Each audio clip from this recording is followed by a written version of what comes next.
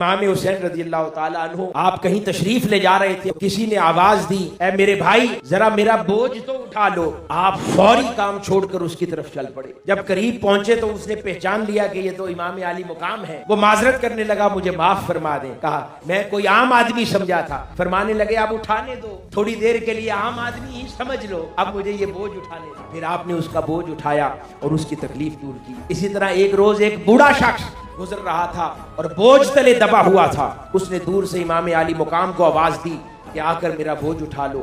آپ تشریف لے گئے، اس کا بوجھ اٹھا کر اس کے گھر تک چھوڑا، منزل تک۔ جب بوجھ اتارا، کھڑے ہوئے سیدھے، تو اس نے چہرہ اقدس کو دیکھا۔ اس نے کہا مجھے معاف کر دے، مجھے نہیں پتا تھا کہ آقا علیہ الصلوۃ والسلام کے شہزادے ہیں۔ انہوں نے کہا کہ معافی کی کیا بات ہے، مجھے تو اس سے زیادہ کوئی محبوب عمل ہی نہیں ہے کہ میں اپنی عمر سے بڑوں کی خدمت کروں۔ یہ امام عالی مقام ہے اور یہ حسینیت کا کردار ہے۔